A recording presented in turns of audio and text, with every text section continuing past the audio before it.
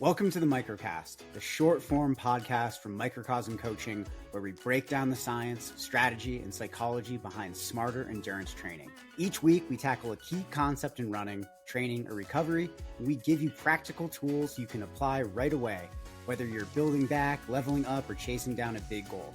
We keep it short, evidence-based, and grounded in real coaching experience. No hype, no fluff, just actionable insights to help you train sustainably and perform at your best. Let's get into it.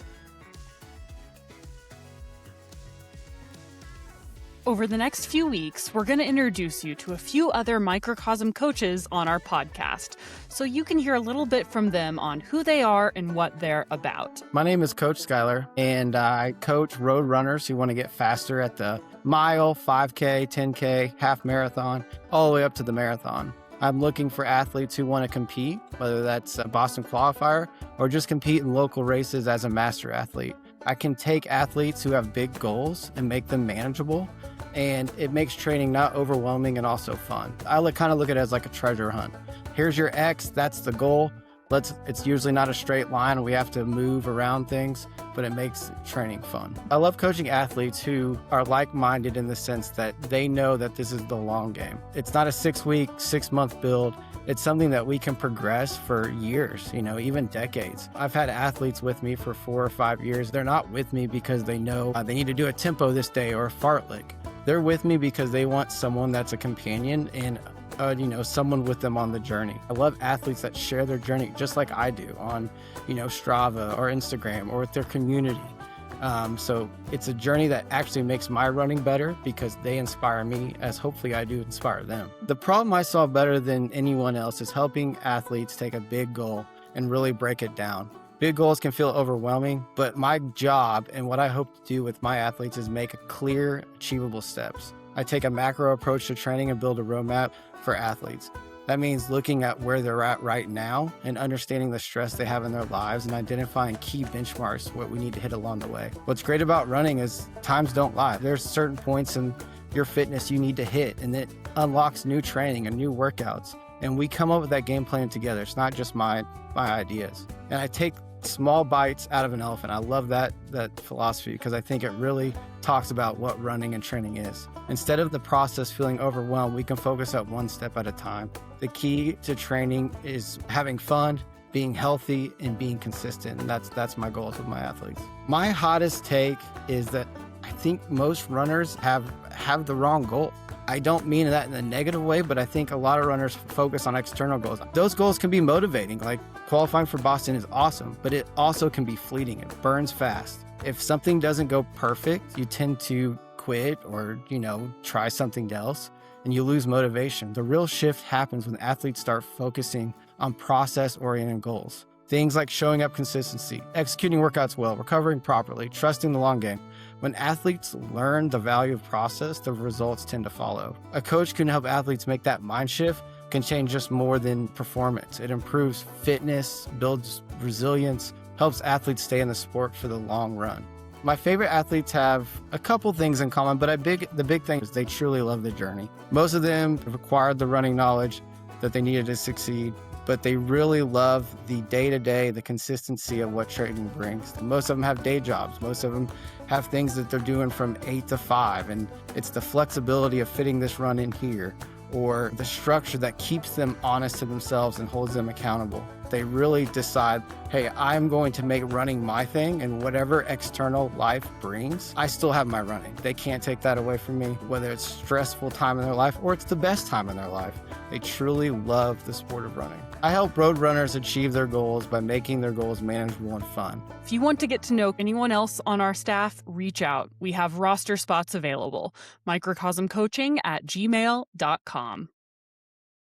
Good morning, good morning, good morning. Yeah, back with another 8 a.m. show here. Another 8 a.m. show / good time of day to whatever, for people in the future listening to our audio time capsule.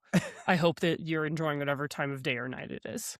Well, I enjoy recording these at 8 in the morning now. It's definitely hits different. We're not drinking NA beers, which is atypical for us. I am drinking coffee, which is extremely typical. Good for you. Yeah, thank you. I'm excited though, because we are going to talk about how to know if you're ready to race or how to know if you're maybe not ready to race. I distilled it down to 5 signs because that's all you need to know. We love our listicles. The algorithm loves its listicles. Loves it. And God knows we're somewhat beholden to the Where would we algorithm. be without the algorithm? You know, for me, and like this is actually something I do think about a lot, like as a journalist, and I guess some people would call me a content creator. I really hate that word because to me, content is like something you put inside of like a Tupperware. It's like something that doesn't need, like it's just filler. And I believe that what I make is better than filler. And I really hate how much the attention economy shifts, like how people communicate around science, particularly around training, particularly. And like we talk about this all the time, but the way that training and exercise physiology works kind of runs counter to the desires of the internet. Yeah. And so I always do feel a little bit like we're swimming upstream, but I mean, the podcast has grown. Like we're getting thousands of listens on every single episode. And so to me, that means that we are at least reaching this bedrock community of folks that are like, actually screw like clickbait, screw these like splashy, sensationalized headlines, screw these hacks and quick fixes and supplement stacks. I actually want to talk about interventions that work, even if they're not as sexy, even if they're not as compelling. I want to get into like what actually works. People don't have time for the fluff. Well, you say that, but actually most of the economy is driven by the fluff. What are they online. thinking? What do they do with their days? They're having human psychology. Like this is sure. like the thing that's also challenging is the way that exercise physiology works runs pretty counter to human psychology. There aren't these like emotionally satisfying narratives that work inside exercise physiology. There aren't these like beliefs that if you just find the right workout or the right supplement or the right amount of bicarb, you'll have some amazing physiological breakthrough, because it's deeply unsatisfying to believe that you just need to like hammer out years and years of consistent hard work healthfully and take care of your health, and like all the unsexy things work. And like that's why, like again, like most of the podcasts that are thriving, like top podcasts, even top podcasts within running, are looking at these like unbelievably sort of niche topics where I really think people get out over their evidentiary skis with super specific prescriptions about like how to live your life, how to exercise, how to run, what gel to take or whatever. And in a lot of cases, the evidence simply doesn't support a lot of those really specific interventions. I'm just going to tell you the very unsexy thing of train for 10 years and maybe see where your potential is. Yeah. And this is why we're not millionaires, amongst many other reasons. And that's okay. But hopefully we've educated a few people and helped. Shout out to the real ones who are listening. You guys rock. Before we get into our hot or nots for the day, I want to give a shout out to our Foothills community. Foothills 10, check it out. Microcosm. You might want to describe what that is before you give a discount code. Well, thanks, Zoe. You're right. We have talked about this before. Foothills 10 is the community that lives in our basement dungeon. In our basement, you can be a part of our community. Slack channel, team-wide group coaching twice a month, community roundtables. Get involved with community, talk to coaches, talk to fellow teammates who are on the training journey with you. $10 a month, Foothills 10. I think this is a really good intermediary step for someone who maybe isn't sure that they want coaching, but who is pursuing training. Maybe they're self-coached, but they either want to be plugged into a community or they want feedback on what they're doing, because what you get here is still 2 hours of FaceTime a month with Microcosm coaches. So you can ask specific questions about your training. You can get into the nitty-gritty. We can help you shape your training, but you're still very much in the driver's seat, and you sort of can have like a Denny's all-you-can-eat breakfast moment of sampling different Microcosm coaches, talking to community members. So if you're a really independent and self-coached athlete, I think this is a pretty good way to sort of bridge that gap and still be like, well, I do have questions, and in lieu of sending the Microcast 4 emails a week, you know who you are, you can join the Foothills community. Think about it. More info at microcosm-coaching.com, and we'd love to chat and see you guys there. Anyways, let's get into our hot or nots. And I feel like I need to warm up a little bit because my brain is a little slow this morning. Yeah, I was up earlier than you, which is Rare. Hot or not? Oh, this one on the nose. Energy drinks at aid stations. I'm fine with it. Hot? Yeah. I see why not. You Yeah, know, I've yeah. had a few Red Bulls during races in my day. Actually, races are the only time I have ever had energy drinks. Really? Only because like I am really not You've never driven cross country Never. on one. Actually, the only non-race One time go. that I've had an energy drink was after crewing and pacing you at Leadville. Since we were up till 2 a.m., I had a Red Bull with my breakfast because I was tired for my training run the next day. That sounds disgusting. Don't say I love the flavor, honestly. And you got like, what is it, like Red Bull, like Code Yellow or whatever it is. Oh, did I have Red Bulls in my crew kit? You did, yeah. Huh. I like and I just sip. I usually have a Red Bull, and I also like yerba mate as like a little pick-me-up, and like drinking something that isn't the same like gnarly Fuel 2.0 that I've been drinking for hours and hours and hours. Again, this is something you really need to practice. A big mistake that I see athletes make with their nutrition specifically is not practicing with the caffeine approach that they want to take in training. And then they just randomly on race day add this huge variable in, which like changes your heart rate, changes how you experience altitude, changes RPE, changes all of these like things. So definitely practice with caffeine. Don't overdo it. And if you're really interested in hearing more about caffeine, we literally this week published a Your Diet Sucks episode all about caffeine and endurance fueling. So check that out in the Your Diet Sucks feed. All right. Spotify's AI generated playlist. I'm going to default to you on this because I'm not super familiar. Okay. Well, actually, this question, shout out Julia, who works in AI, a longtime athlete of mine who's also just like an incredibly smart, thoughtful person about AI. And I'm very much looking forward to her future tell-all memoir about this industry. Nice. Shout out Julia. And I went through a phase where, because like I read this book called Filter World by Kyle Chayka, who's a tech reporter for The New Yorker, and it's about how algorithms shape our life. And I became really uncomfortable with how much algorithms drive everyday decisions, big and small, and sort of just flatten everything. Like the way that I experience that is like basically every hipster coffee shop looks exactly the same because Instagram incentivizes all of these coffee shops looking exactly the same and having the same millennial aesthetic with like neon signs and house plants. And like it was something that seemed like so cool 8 years ago, and now it's like everything looks like this. And it's this example of like internet aesthetics sort of like escaping, like reaching escape velocity and like taking on this sort of contagion quality, and then lived experience starts to sort of sink to the level of the internet rather than the internet at its best rising to the level of lived experience. And I feel this especially acutely with music because I hate the Spotify AI generated playlists. I am really passionate about human curation. One of my favorite things in the world is the Criterion channel, which is a streaming service, and it's the only non-algorithm driven streaming service where every single movie on it is handpicked by humans. And there's no recommendation algorithm. How do you know if a Spotify playlist is AI They're generated? all AI generated. They're all AI generated. Yeah. Unless it's like literally built, like all of Spotify's use algorithms and AIs, but like some examples of like I really like Pitchfork or Gorilla versus Bear or Blaylock's Indie Rock Playlist, which are all back in like my mid-aughts heyday as a music director at a radio station.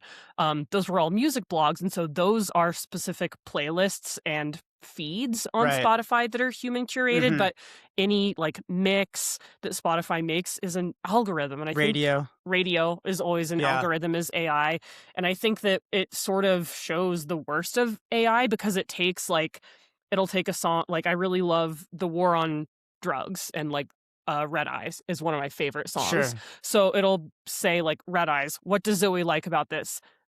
Americana, and then it'll just give me some like AI slop sort of playlist where it's like all of these other songs that are cobbled together that don't actually capture what I liked about that song in the first place, was that it was a human having a human experience and then writing it down on paper and then playing guitar and instruments about it, right? Like I really want my life experience to feel human and I know that you probably feel this a lot as like an actual like professional musician, but I feel like the internet really collapses that, and it distills music down into like, well, if you liked this song, maybe you'll feel nothing about these 28 other songs, and they don't ever capture what actually feels good. And I become so skeptical and don't have evidence to support like the actual other motives behind why things appear in certain playlists, and like the fact that TikTok is now like the primary driver of the music industry, which is why all pop songs are like exactly 2 minutes long now.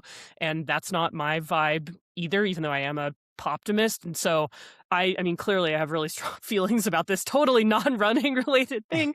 But the way I'll tie it back to running is I, for years, have been curating my own running playlist.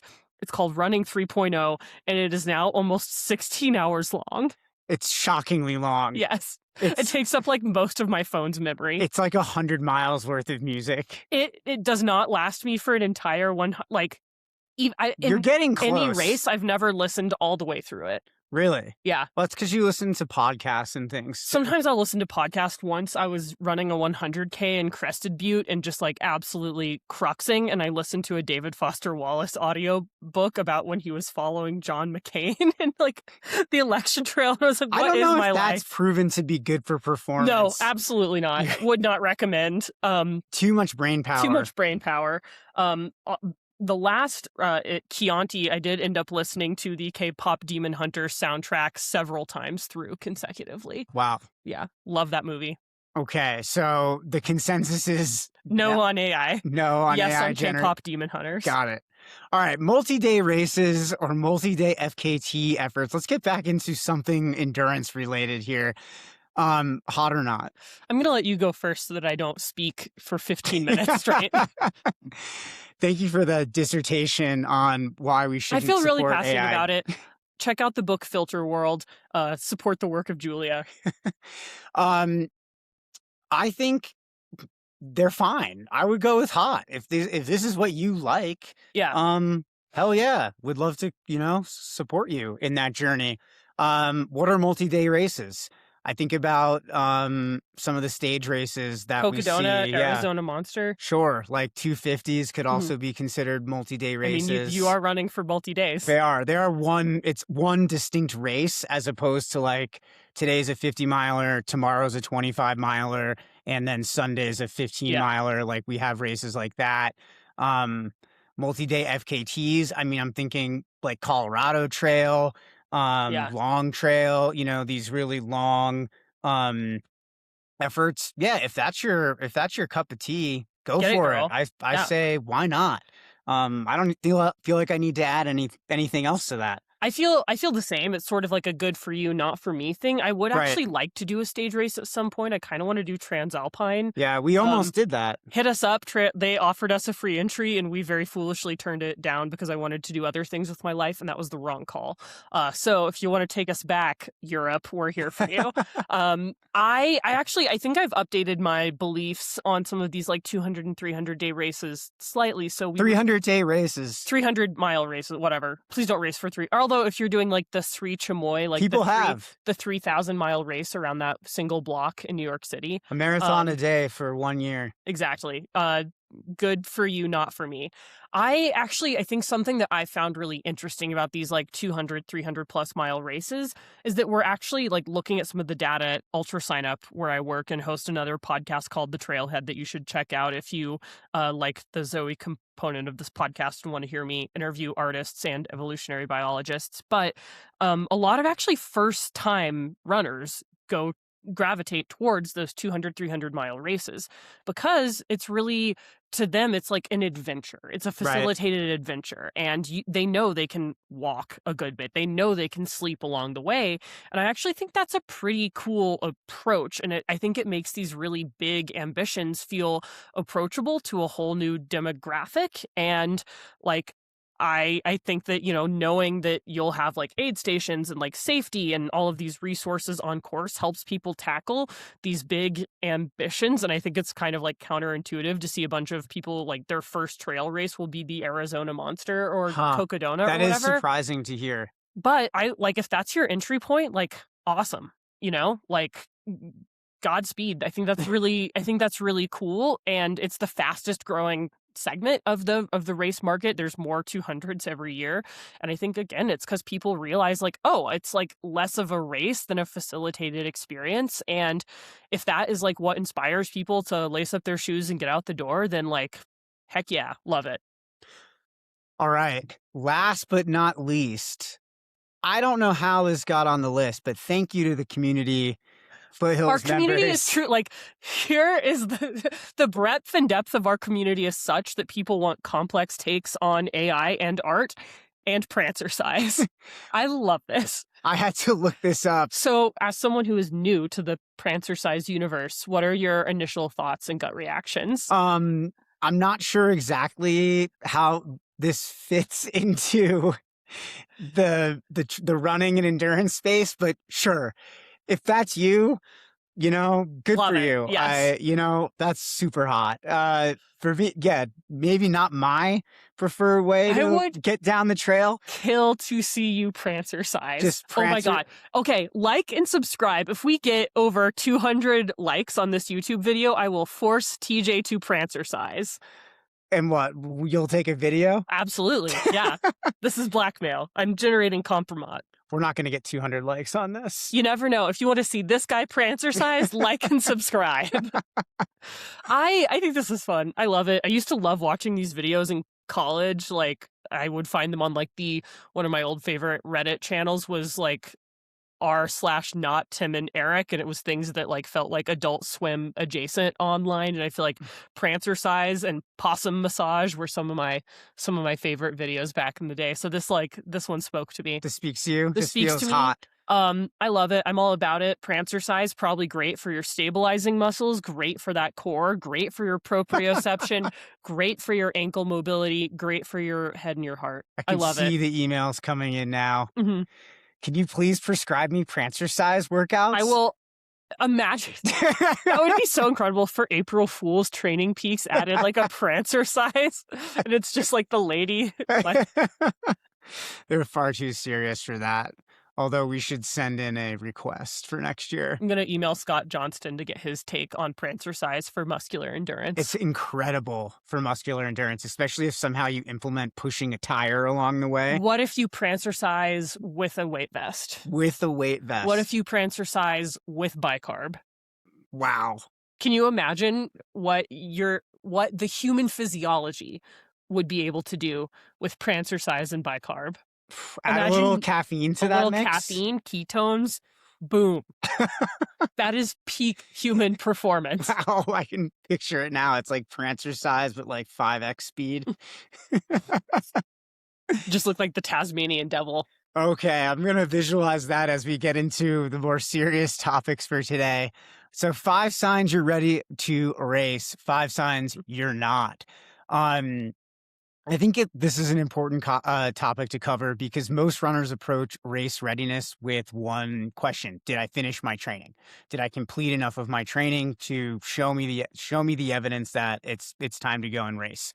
And that might not be the right question. That might not be deep enough or diverse enough. That might not cover the full spectrum of reasons why you're ready. It's not quite as black and white as that. So fitness and readiness are not the same thing. We're going to talk a lot about that. Yeah. You can be very fit and you can not be ready to race. You can also be undertrained and still be ready to race. Yep. So the goal of this episode is really to give you a physiological and practical framework for assessing your race readiness. I think this is really key for athletes who don't work with a coach currently. Like, even if they do, because one of the hardest conversations to initiate as a coach is like, let's talk about your upcoming event. I mean, I feel like when it was like my first or second year coaching, that was hard. But, close to a decade into this, it's a little bit easier, but it's a sensitive topic. It's sensitive, yes, because I know I've had to DNS races and I've DNF'd races. Oh, yeah. I've had to take races off the schedule, and I've asked my coach this question in the last calendar year, Yeah. and not about the race that you probably think I did. So I think this applies like if you're doing a 5K marathon, 50 miler, 100 miler, Arizona Monster, whatever it is, I think the principles are the same, even if the specifics might evolve. So I sort of wanted to bookend things by bringing up the framework and really establishing what race readiness is according to us. So there are two separate systems that need to be in good shape in order to race. So fitness, so aerobic adaptations, accumulated training stress, and freshness, which is your body's ability to actually express that fitness on demand. So training scientists describe this through the Bannister fitness fatigue model, which means that performance at any given moment is roughly the difference between your fitness signal and your fatigue signal. We talk about those two signals a lot and how fatigue is often the louder signal. So both of these signals decay exponentially over time, but fatigue decays faster. The half-life, to put like sort of to put that term on it, is roughly 7 to 10 days. But fitness's half-life is like 40 to 45 days, which is always why it's like, take time off, right? Like whenever you have athletes that are like scared to take time off because they're scared of losing fitness, I always want to come back to the fact that like fitness, it does take a while to lose. Yeah, like it's it not sticks around. days, like 45 days, guys. So that's why tapering works, because you reduce training load, so your fatigue drops quickly. Your fitness isn't really going to move, and the gap between those two widens. That gap is really where your performance capacity lies. So if you're fit but really fatigued, your race day performance is going to be diminished. If you're fresh but haven't done the training, there's not really anything to express. So it's a tricky balance here. But again, understanding how these signals are different and what that decay looks like is really important. I also think there's a third dimension that doesn't always get enough airtime, but is a big part of what we do at Microcosm, which is specificity. So whether the physiological adaptations you've built actually match the demands of the particular race you're showing up for. So maybe it's peripheral adaptations like mitochondrial density, capillary density, entrained muscle fibers, oxidative enzyme upregulation, like is your metabolism working, are highly specific to the movement patterns and the intensities that you trained at. So running 60 miles a week on flat roads does not develop the eccentric quad strength or type 1-2 muscle fiber recruitment patterns that you need for mountainous 50K. Lots of easy miles without race pace work means your lactate transport proteins and buffering capacity haven't been stressed at the relevant intensity. So race readiness exists at the intersection of freshness, fitness, and specificity. All three need to be in reasonable shape for me to feel good about an athlete showing up to the start line. I love that. And I love the addition to this little equation here of specificity, because often that's overlooked. You have a lot of athletes who try to combine certain types of races together.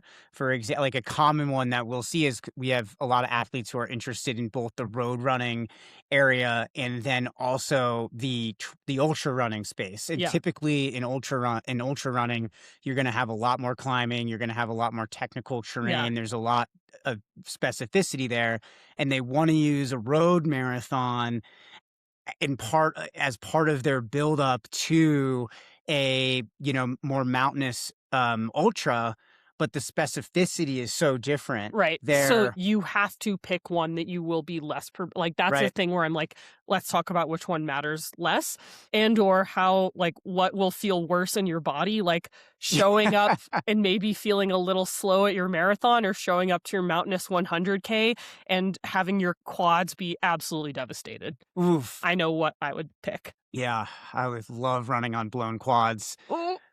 Okay, so 5 signs you're ready to race. Let's get into some of the nuts and bolts of this.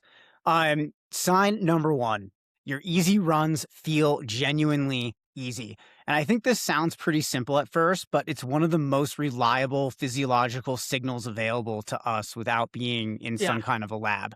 So the underlying mechanism here, aerobic decoupling and cardiac drift. These are the things that we want to look at. Cardiac drift is the progressive rise in heart rate during sustained exercise at constant pace. It's driven by plasma volume shifts, fluid moving from blood to interstitial space, and cardiovascular fatigue, and the thermal regulation competing with working muscles for blood flow. Aerobic decoupling, it measured in training peaks as PA:HR, quantifies the relationship between pace equivalent stress and heart rate. In a well-adapted athlete, well-recovered aerobic system, they're going to stay tightly coupled. So your heart rate is going to move in conjunction with your effort level. You're going to slow down, effort level is going to drop, heart rate's going to drop. You're going to pick up your pace, heart rate will come up with your pace rising. You're going to stay at a constant effort during your run, heart rate is going to stay at a constant beat as you move through the effort. I can hear people at home, wait, you guys don't use heart rate training. Why are you talking about heart rate now? And this is actually, I think, this is actually a good use case for heart rate, and particularly like making sure you have a good heart rate monitor and not some like Garbaggio Coros from 15 years ago or whatever. Because this is something that like is less of a like getting granular with like, oh, on their 2-minute interval, their heart rate was whatever, and is more of an evolving measurement. Like it's sort of pulling from a wider pool of data. Like, did this person go faster, and did their heart rate stay consistent with their output? So that's why I think this metric, even though it is reliant on heart rate, which we don't love always using in isolation, and pace, which we also don't always love using in isolation, but on the other end, it spits out, I think, a pretty meaningful metric. Yeah, I totally agree. And for my more advanced athletes, I've been trying to start to bring this in more and more, because it does give us, again, that idea of how fresh are you. The more fatigued you are, the more decoupling you're going to have. The more cardiac drift you're going to have on your runs. But as you become fresher, like you're tapering for your race, those things should really start to sync up. And that gives us a nice sign of readiness. Another thing here to look at is parasympathetic tone. This is also very relevant when your nervous system is recovered. Resting and exercise heart rate tend to normalize, like a chronically elevated heart rate, whether it's at rest or you're noticing this also in your training. That typically means that your sympathetic nervous system is a little overactive. Your body is still in stress mode, and you're not well recovered. So going into a race with with elevated heart rate, that might indicate that from a physiological perspective, you're not quite ready to compete. Yeah. So I think the red flag here is if even your easy efforts feel a little bit labored, or if your HR is running 5 to 10 beats per minute above your normal easy run, that's physiological evidence your body is still processing accumulated stress. That doesn't mean you need to DNS right off the bat, right? Like this is where, again, having a coach is really great to like sort of parse through the metrics, talk about how you're feeling, talk about other lifestyle factors that are coming into play here, and then potentially monkeying with the taper to resolve some of that fatigue. So I think the second sign that I'm looking for in myself and in athletes to see if they're ready to race is if they've absorbed their peak training and if the taper has worked. So remember, going back to the taper isn't about rest, it's about optimization. So what that specifically means is eliminating acute fatigue while preserving and consolidating the chronic adaptations you've built. So let's talk about what should be happening in a well-executed taper. You should have muscle glycogen supercompensation. So with reduced training volume and continued or increased carbohydrate take with a carb increase starting 1 to 3 days before the event, depending on your event, your glycogen activity will increase and your muscles will actually store 10 to 20% more glycogen than baseline. So your fuel tank will literally be fuller. I always like athletes to practice their carb increase before key long runs during like boot camps, because that's something you really want to practice before the event. And getting familiar with I encourage athletes to increase 7 to maybe up to 12 grams per kilogram of body weight of additional carbohydrate on top of like sort of baseline consumption. And everyone's physiology is going to respond different. I'm sort of on the high middle end there, but because you have more glycogen on board, your body is also going to retain more water. And so sometimes people will feel bloated or they might have a little more water weight. I cannot stress this enough. Do not get on a scale during your taper. Yep. That's just there's Don't no do it. information that can give you that is helpful. It is normal to retain water when your glycogen stores are full. That is a feature and not a bug. It's not bad to have a little extra water and energy on board. However, again, you do want to sort of experiment with that before race day so you know what carbohydrate sources feel good for you and how your body responds. You also want neuromuscular recovery. So sustained training creates cumulative disruption to the neuromuscular junction and cross-bridge cycling efficiency. So what does that mean?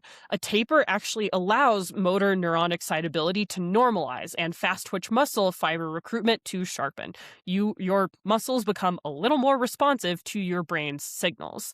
You also get mitochondrial and aerobic consolidation. You get an immune and inflammatory reset. Those inflammation levels come down, that immune function increases. So what this fitness fatigue model looks like in practical terms, especially for our Microcosm athletes who all use Training Peaks and maybe self-coached folks, I would recommend signing up for Training Peaks, either premium or free. They're both really, really great. As you have your CTL, which is your chronic training load, is high, and ATL, your acute training load, has declined. That'll shoot out a TSB, or training stress balance, which is your chronic training load minus your acute training load should be trending positively. So I don't always love putting numbers to it because that means that all of your like garbage in, garbage out, and you need all of the information coming in to be high quality. But optimal race day TSB is somewhere in the range of positive 10 to 25 for most runners. Again, there's going to be some individual variability here. Positive enough to feel fresh, but not so far positive that detraining has occurred. However, something I always talk about my athletes is it's better to be 10% undertrained than 10% over, or even 1% overtrained. Seriously. Because if you're overtrained, your fitness is not going to be able to express itself. If you're a little underbaked, that's okay. You can sometimes pull a pretty great performance out of your butt. But if you're hurt, injured, sick, overtrained, you're not going to be able to perform in that context. And it's kind of just going to be survival mode, best case scenario. So I think, there's this common experience of the taper not feeling great. We call that taper tantrums, which is partially the loss of training-induced endorphins, partially sensory awareness of fatigue that was previously masked by the drive to train, and that typically resolves. And avoiding taper tantrums, to my assessment, is not a good reason to not taper effectively. Seriously, I feel like everybody has taper tantrums and has their own like individual version of that, whether it's like being hyper aware of a little niggle that, quite honestly, like your training motivation probably overrode during most of your training. Yeah. Or it's feeling weird about taking in all the carbs, but not like exercising as much. I feel fatigued and demotivated is kind of usually how it shows up in my body. Yeah. I think for a lot of folks, that fatigue is really real, that loss of endorphins, that like down period between like the work is done, but yet we still have to stay somewhat sharp in order to like actually perform well, throws a lot of people off. And I know like in my coaching experience, a lot of folks put a lot of emphasis on like the taper, especially the week of the race going perfectly. Like I can't have life stress. I can't have, anything uncertain happen here or like unplanned. But I always tell people like the reality is like the taper probably won't go perfect. Yeah. And it probably won't feel perfect. So just plan for that now and know that's part of the process and you're still going to be able to race well. Trust that process as much as you can. Yeah. I think one of the things that helps, and this is sign number 3 with trusting that process and working through the taper, is making sure that you've hit your race specific workouts in that training process. So specificity in training it's more it's about more than just running far enough. Right. It's about specifically stressing energy systems fiber types, metabolic pathways in the same way as the race would stress you. Mhm. And the physiology there is really important. Yeah. So here's a few ways to think about that. VO2 max intervals or 5K, 10K work or racing. This stresses the oxygen transport cascade. So cardiac output, stroke volume, or mitochondrial oxygen utilization. These things, you can't tax them unless you're training at that Right. specific energy level. So if you're racing a 5K or a 10K, your training really has to match that in order to be ready. And even if you're racing an ultramarathon, studies show that most ultramarathon runners are racing at 40% of their VO2 max. If you want a little more bang for your buck, raise that VO2 max and your 40%. 40% gets you a whole lot further. Totally. Also thinking about lactate threshold work for our marathon and half marathon runners. This trains the body's ability to sustain higher levels of lactate production and clear that lactate simultaneously. That's going to just allow you to go faster for longer and utilize the natural byproducts of high intensity work as fuel. So this is specifically important when you're running those races that are closer to that intensity level. Again, if you're an athlete who is running, say, a 50K, this is still important training to do, but it's not as specific. So if all of your training is threshold in the weeks up to your race, you might be missing some ultra specific training that would have you better prepared. Right. And I mean, a profile that we see with a lot of ultra runners that we do our physiology testing with we do our field testing to determine their approximate lactate threshold. For a lot of ultra runners who haven't done a ton of top end work, their threshold is going to sit right under their VO2 max. And that VO2 max kind of acts as a ceiling on your ability to improve your threshold. Right. So even though VO2 max isn't specifically immediately relevant to ultra running, you got to keep increasing that VO2 max, bring up that threshold, and then ultra performance comes up with it. But you also do, again, the bread and butter there is that aerobic adaptation. Yeah. And just a quick note on time on feet and some ultra specific work here, because that is part of the equation. This is going to train your eccentric quad resilience, fat oxidization at low intensities, your gut's capacity to absorb carbohydrates during prolonged movement, etc.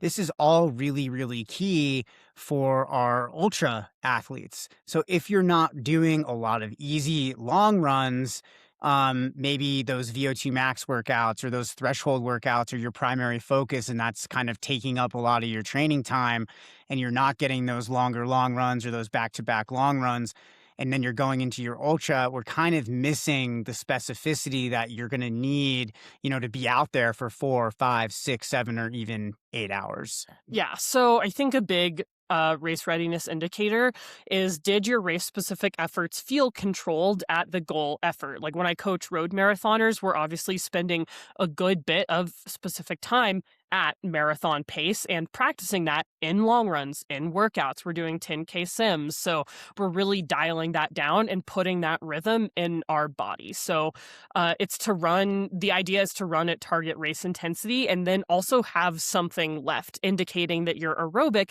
and metabolic systems have adapted to handle that demand without entering a crisis state. So I think a big note here is that the consistency of these sessions matters more than any single performance. So a pattern of reasonably well executed race specific work indicates adaptation. One good heroic workout does not. So again, I think the red flag caveat here is that if race specific sessions require disproportionate perceived exertion to hit goal pace, if running your 50K effort felt like it exhausted you, if running your half marathon effort, your marathon effort, whatever it was, if it didn't feel pretty well within your wheelhouse in the context of a long run a workout, then it's probably time to recalibrate expectations or adjust training timelines.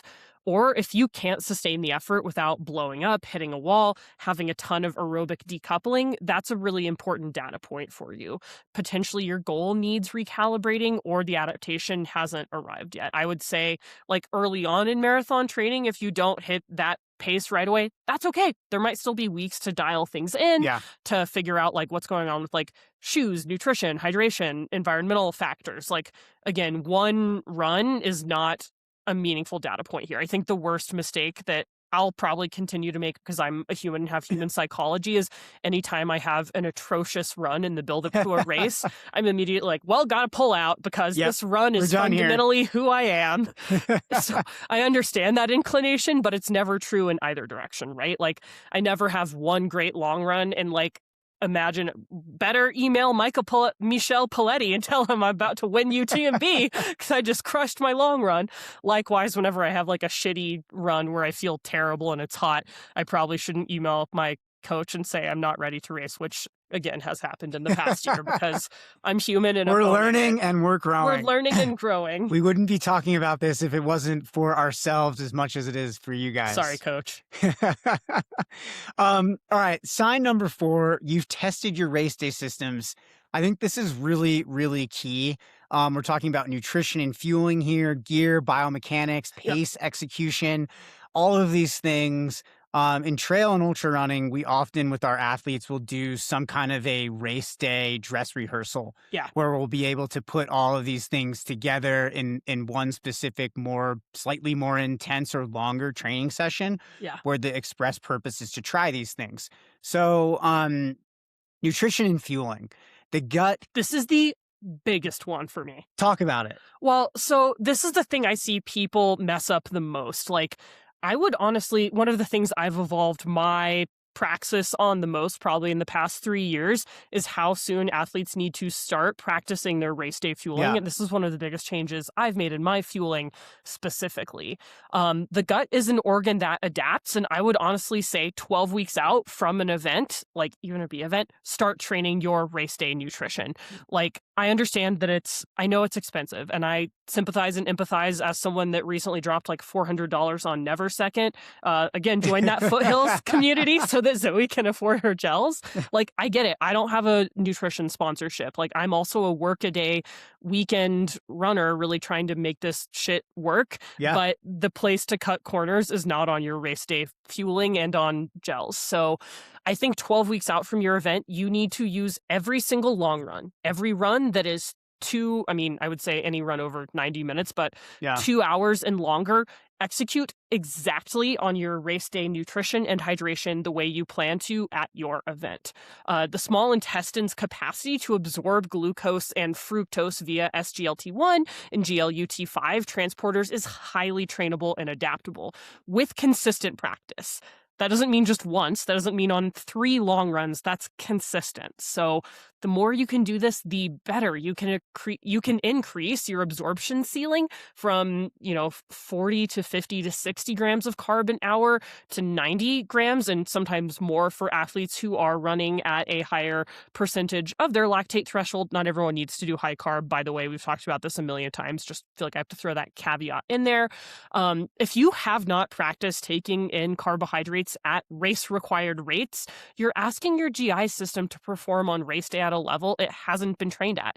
You wouldn't ask your legs to do that, so don't ask your gut to do that. The result is often GI distress, nausea, or just bad carbohydrate malabsorption.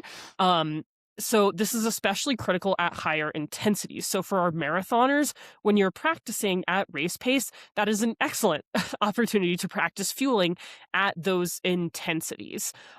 So if you're running at those higher outputs, your blood flow, flow to the gut is reduced by up to 80% in some studies that I found. So the body shunts resources to your working muscles. Therefore, there's fewer resources for your GI system. So your gut has to do more work with less support. A big thing I see here, sorry, I just have to really stress this because I see it so often, is people not practicing the hydration strategy. They're like, I'll just take water. No, use exactly the hydration mix that you plan on using in the quantities and consistency that you plan on using in your race, and start practicing your race day fueling sooner, more consistently than you think you need to.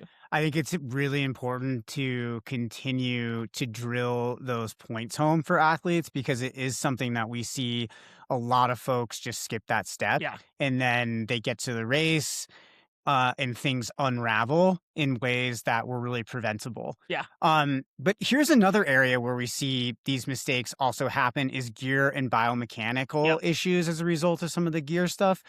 New shoes that can introduce unverified friction patterns, different stack height or heel drop. Unverified friction patterns is my metal band. That's a great name for the band. We need to be careful about these things. If you're going to try new shoes, like you're moving to a carbon shoe for your marathon, you need to practice with that shoe. Yep. Same thing with vests, poles, waist belts, handheld water bottles. T-shirt and shorts you plan on using. All of that needs to be trialed in training beforehand. Your unverified friction patterns. Be careful. Blisters, chafing, all of that can derail a race. If you haven't run in your shoes for long periods of time and they're a new shoe for you, who knows how they're going to feel at mile 20. Figure it out beforehand.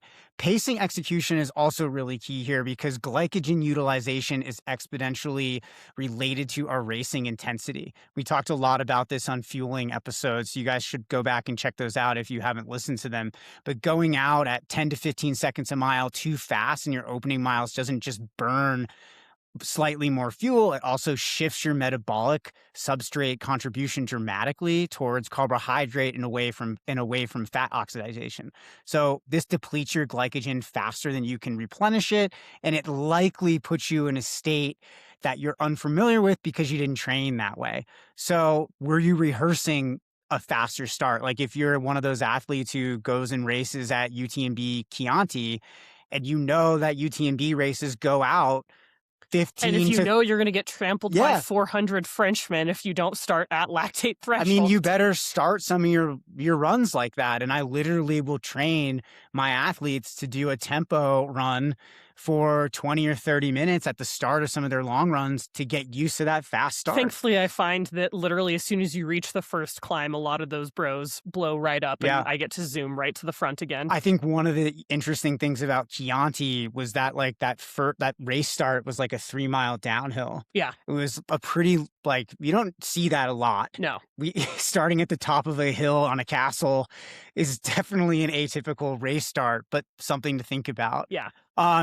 So this stuff has to be rehearsed. And again, I think that goes back to the point that I made at the beginning.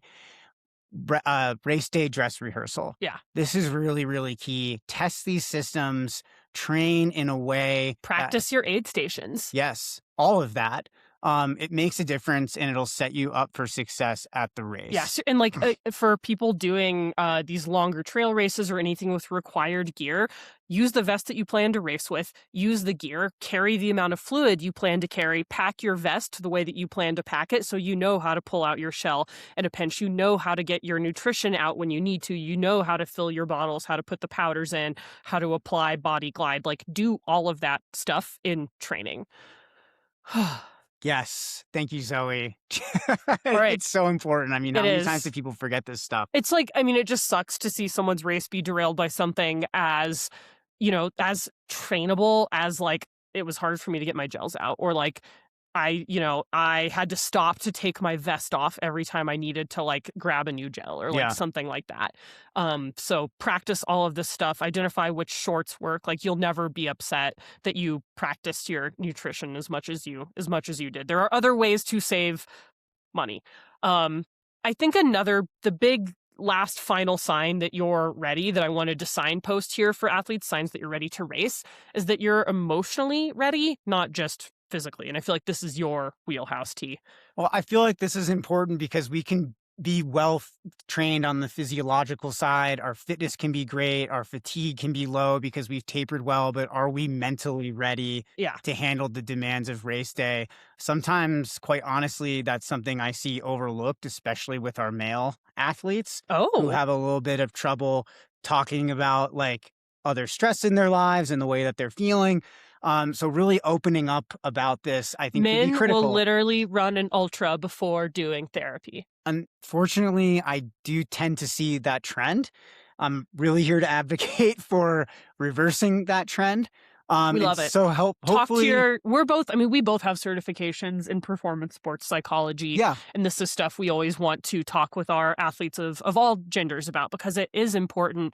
And I think it can be overlooked. And especially if you're self-coached, my question to you is, how do you have those honest gut checks? Like, what are your systems for assessing these things like objectively? And like, maybe it's with a friend, maybe a training partner, maybe a coach, but make sure you have that outside party that you can objectively assess your emotional and psychological readiness with in an objective, loving, compassionate, boundaried way. So I couldn't agree more. And I know it sounds a bit soft sometimes to think about being emotionally ready for doing hard things. But because our brains power our entire system, if we don't have the capacity to take on the challenge, we're not going to race to our potential. Yeah. And I will see DNFs at all race distances simply because athletes weren't emotionally prepared. I have DNF day 100 because I wasn't emotionally prepared and wasn't in a place in my life where I should have been starting that race. I mean, that happens. I wish I had been more honest with myself and more honest with my coach because it would have saved me some time and money. And it would have saved a very kind ham radio operator his day. Let's talk a little bit about pre-race arousal versus pre-race anxiety, because I think this is helpful. And both involve the activation of the HP axis. I feel like if we were like someone's inside out characters, like the little people that live inside Riley's head, yes, you would be arousal and I'd be anxiety. You're anxiety. I'm anxiety. I'm arousal. We're your little race day henchmen inside your little race day gremlins inside your head. I think that this is really key because, again, our brains are really in charge of the physiological system and what we want to do on race day. It is controlled by the capacity that we have to do that work mentally and emotionally. So the sympathetic nervous system, the HP axis kind of play a dual role in this, as well as our hormonal system. And the difference is largely in what we call cognitive appraisal. Yeah. And whether your brain interprets the arousal state as threatening or like facilitative, like this anxiety that I have is me preparing for the event that's coming up. These nerves are a sign that I care about what's happening. And as another example of that is like, these nerves are a sign that I'm not ready for this or I can't handle this challenge. Right. Research from Allison Wood Brooks of Harvard showed that reappraising pre-performance anxiety as excitement, which is kind of the same thing as thinking about a psychological state, creates a different internal narrative and it measurably improves performance in challenging tasks. This is something I always talk about with athletes who are like, oh my God, I'm having pre-race nerves. And I'm like, good. That means that you care and you're genuinely thinking through what you're about to do. If you're about to run a fast marathon or run 100 miles, 200 miles, and your brain is like, whatever, bro, that to me is not a sign of excellent mental health. That means there's some block or like you're not fully thinking through what you need to do, or you're not allowing yourself to get vulnerable and dream big and push past like your comfort zone. So having big feelings around racing is good. Having too big of feelings might be a sign that something's out of line and that's its own issue, but it is good to have a heightened state of emotion around a race. That means you're invested. That means that you expect something of yourself. That means that you've put work into something and you have some amount of attachment to the outcome, which can be healthy, but you want to hold it lightly. Your end-all be-all of emotional well-being and self-worth can't be attached to that outcome either. I think a couple positive signs here that you're in the right headspace is, one, you're looking forward to the challenge, even if you're nervous. If you're feeling dread, that's an important feeling to discuss with yourself, a loved one, a therapist, a coach, someone in your life that you trust to just talk through how that's showing up for you. Another really important sign is you have process-focused goals, like around how you will execute, rather than exclusively outcome goals, like what place you want to have, what finishing time. I think in there also you have some standards for who you want to be, especially when things get hard. I like to do a pre-post-mortem with my athletes, which mean let's think through potential fail points for this. Where do you think you are most likely to fail? I think sometimes less mature athletes are like, death before DNF. There's Yeah. nothing that'll happen to me that'll cause me to stop or slow down. Whereas actually thinking through potential problems will help them be easier to solve if and when they do come up. So, because it literally establishes those neuro pathways of like, what are you going to do if you throw up? What are you going to do if something hurts? What are you going to do if there's a blizzard at 50K and you don't have a drop bag and you have to wear TJ's pants for 50 miles? Like, think through these things, think through those potential pain points and have a plan. If your brain is afraid to go there, that might be a sign you're not really ready, because specifically for ultras, though this does show up in a slightly different way with marathons for sure, being able to problem solve is the thing. Right. So if you're not really feeling excited specifically to problem solve, this may not be the hobby for you. And I think that something that piggybacks right off that is a sign that you're in the right headspace is you've accepted that this will be hard, that discomfort will be part of that process, and you're not suppressing that. Yes. You're in full acceptance and acknowledgement of that. And again, maybe you're even looking forward to that.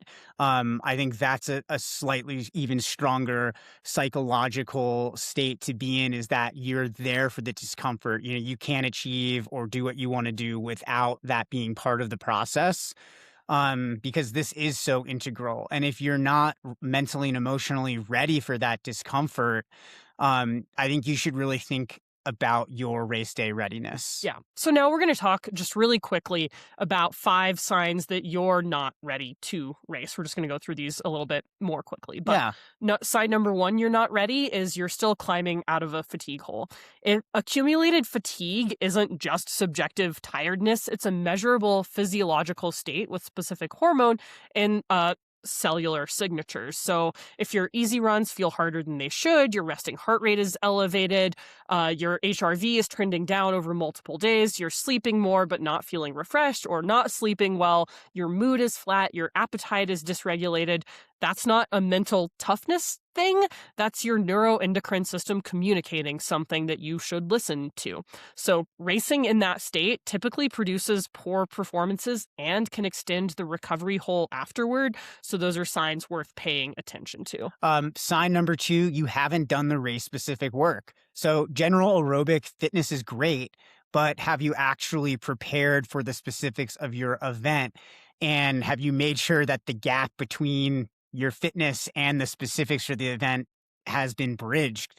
I think this is really key. Peripheral adaptations are movement specific. So again, like if you're racing a trail race and you're not training on trail and you haven't done a lot of long runs on trail, are you actually ready for the specific demands of the event? Probably not.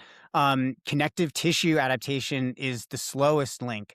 So if you haven't done, those long runs, is your body really ready for the load of your actual event? If your runs are only a few hours, but your event is going to be 6 to 8 hours, maybe you haven't accumulated enough time at the proper intensities to prepare your musculoskeletal for this, for the stress that it's going to that is going to be occurring. I think the other thing here is metabolic specificity. Yeah. So have you been training your gut to assimilate, digest carbohydrate at the intensities that you're going to be seeing in your race? Again, in that ultra example, are you fueling your long runs? If you're a marathon runner, are you fueling your marathon workouts, and is that working for you? it's really key, because if you're not doing those things, you're not going to have the carbohydrate on board to support the effort, and you're not going to likely achieve what you want to achieve on race day. I think the important sort of nuance here is that you don't need to have executed every single workout perfectly. Right. You don't need every single box and training peaks to be green. In fact, that is not my expectation as coach. But you do need to have consistently stressed the right systems. Zero race-specific work is a problem that willpower and mental toughness cannot problem solve for on race day. Something hurts and you haven't been honest about it. Sign number 3. So this is really key. We see this again a lot in our coaching, because sometimes it's hard to be honest that we have a niggle, and we should not race if we have niggles, because that might lead to a bigger injury. Muscle soreness or DOMS, delayed onset muscle soreness. This is often driven by eccentric muscle damage and the resulting inflammation and repair cascade that happens, lasts for 24 to 72 hours post-effort. This is not a red flag for racing. This is not what we're talking about, and I think it's really important to put this up there right up front. We're talking more about like localized, acute pain. Maybe it's a spot on a tendon, a bone, a joint, something that alters gait. It affects our effort distribution, meaning your body is compensating for it in some way. If your stride or gait has changed because something doesn't feel good, that is a recipe for disaster racing on, because you're going to be really overloading a pattern that your body is not prepared for. So for me, the checklist of like, if you can check any of these boxes, I'm not loving the idea of racing. Yeah. So if it's local, like if it's a specific spot on a tendon, bone, or joint rather than broad muscle soreness, yikes, talk to a PT. If it alters your gait, like you said, if it's present when you wake up or when you're resting, that's something really worth discussing. Or walking around if it hurts. If it's present for 2 or more weeks without improving, or if it changes in severity or presentation in response to activity, those are things where, like, as a coach, I'm going to say, talk to your PT or doctor. Like, yeah, 100%. That's not my call to make. I'm not a doctor. I'm a lady with a poetry degree who is now coaching. So go talk to someone who owns a lab coat and should own a lab coat, not like an Amazon or like Party City purchase. So sign number 4, you haven't fueled or slept well on the way to the start line. This is tough because sometimes this is where things outside of an athlete's control exist. Like if someone has recently become a parent, maybe they're a caretaker for their parent, and that has become really overwhelming, or job, life, work stress is really high.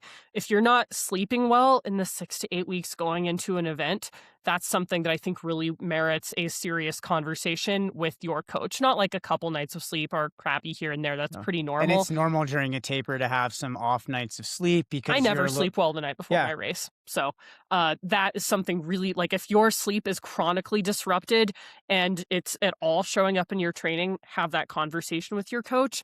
If your appetite and ability to meet your energy needs is at all disrupted, that's also really worth discussing, because you cannot race in an energy deficit to your potential. And in fact, that will set you back significantly. So if you've been struggling with mental stuff and it's been harder to meet your energy needs, if you're just really busy and you're a new parent and you're taking care of someone, or life stress is high and you've been skipping a lot of lunches because you're working through them and you're working late, those are discussions really worth having with your coach, because the lever that we can pull on is training and racing. That's something that is well within our control, and that's a lever always worth exercising when other levers like sleep, time, energy are a little less in your locus of control. So chronic underfueling is not something we advocate against racing in a context where like life stress is just so high, you're not feeling good. I feel like you can get a sense for when an athlete, like, it's sort of like the stakes start to get, they're like, I need a win, or I need something besides what's happening in my life to sort of justify the decisions I'm making. And I feel like anytime you start to see that, it's always worth having a really honest conversation of like, let's talk about what happens if the outcome isn't what you want. And let's talk about what the potential impacts of racing in this state where maybe your health isn't prioritized are. So sign number 5, and I think this maybe feels like the most obvious one, but definitely something we don't want to skip over is your goal and your fitness are not in the same zip code. They're not matched They up. cannot be in a long distance relationship or a situationship. Well, and I think this is the hardest one sometimes to say out loud as a coach to an athlete, because again, there's going to be some emotion behind this. There's some sensitivity here in the way that this has to be delivered, because essentially we're saying like the work that you did wasn't adequate for the goal that you have in mind here. And that can be very hard to deliver. That can be tough to hear.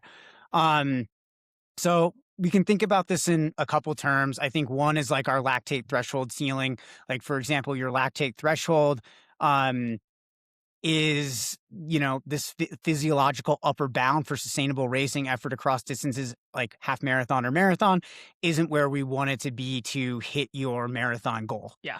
That could be a very specific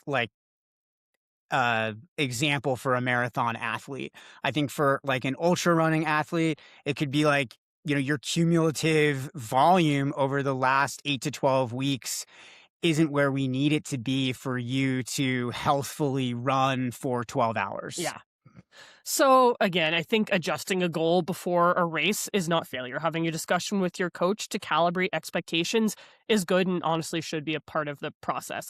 We've talked about this, having A, B, and C goals, or a WIG, a WOG, and a WAG, which is a wildly impressive goal, a wildly achievable goal, and a wildly obvious goal. Nice. So I think that like having those cascade of goals gives you a little more psychological flexibility during the event in itself, which is really important. So the goal of this isn't to discourage ambition. In fact, if your goals are rigid and decoupled from your ability, I would argue they're not ambitious. It's basically just like Dungeons and Dragons, but with like training peaks. The goal here is to distinguish between a goal that's physiologically challenging and reachable versus one that requires fitness that genuinely hasn't been built yet. And I really like athletes to think about this in terms of self-efficacy. Yeah. And to go through their training peaks and look to see, do I have the evidence to support the goals that I'm setting for myself? Because if I do, no matter how I feel emotionally, I have a lot of evidence to draw on that I'm ready to do this. Yeah.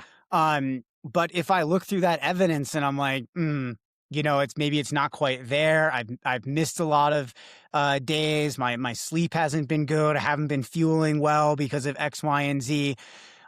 That's really important to take into account. We can use that to shift our goals, whether it's, an outcome goal that we have. Maybe we need to switch that up, or maybe it's taking a step back and not starting a race. Whatever it is, we want that to always be based on the evidence, because that helps us kind of take some of the emotion out of what is already a sensitive topic and often a fairly emotionally charged conversation. Yeah. So I think the big takeaways here are that race readiness isn't a binary. It's a spectrum, and you're always weighing something, right? And this is, again, where I think having an objective third-party outsider who can, ideally look at the data and like who knows you and can, who knows your foibles and faults and your psychology, that is really, really helpful. So again, going back to the framework of fitness plus freshness plus specificity, that's sort of the roux that we want to use to make the soup of a positive race outcome. All three need to be in reasonable, though not in perfect shape. Well, thank you guys. I hope you found that helpful. And as always, microcosmcoaching@gmail.com. We love hearing from you. Join the community and microcosm-coaching.com. You can check out all our coaching options there, and we'll see you next week.